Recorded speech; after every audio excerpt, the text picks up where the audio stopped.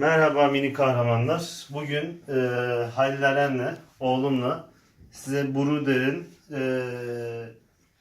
MAN TGA Garbage Truck yani çöp kamyonunun kutu açılışını yapacağız. Ürünümüz şu şekilde. Şöyle yakına kutu bakalım. Bruder'in Alman yapımı, Adana'da Çukurova mahallesinde İdil Oyuncak Evi'nden temin edebilirsiniz. Çek oğlum. Çek. Evet. Koyduk kenara. Çek bakalım. Çek. Çek.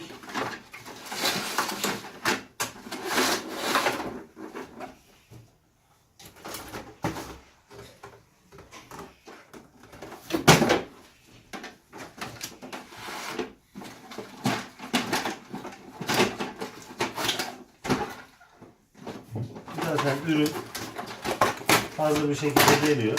Sadece şu altındaki kartonu çıkarttık.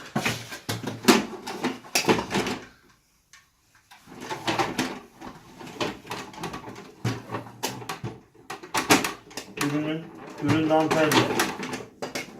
Yani şöyle arkası açılıyor. İçindeki yük boşaltılıyor.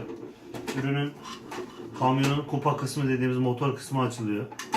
Kapanıyor. Kapılar bu modelde açılmıyor. Kapılar açılmıyor.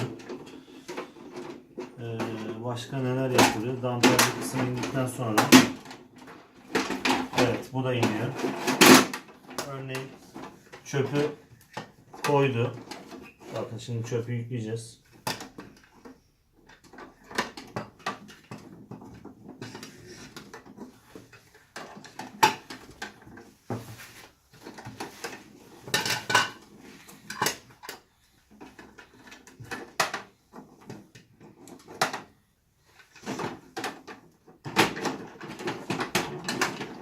Örneğin buradan böyle çevirerek çöpü iç hazmeye alıyor. Sonra bu şekilde alamadım oğlum. Böyle döküyor içine.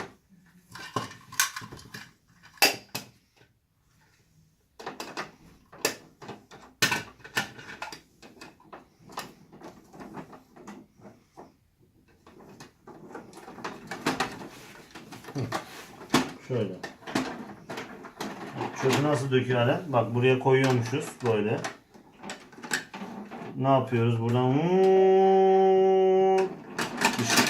Hop döktük. Ondan sonra ne yapıyoruz buradan? Değil mi oğlum? İçine çektik. Evet dök çöpü. Dök tekrardan. Dök kaldır. Döktük. Ondan sonra hop açtık. Döktük, hop açtık. Döktük, hop açtık. Döktük, hop açtık. Evet. Şöyle burada kamyonu bir kere daha göster. Halil Eren göster bakalım oğlum.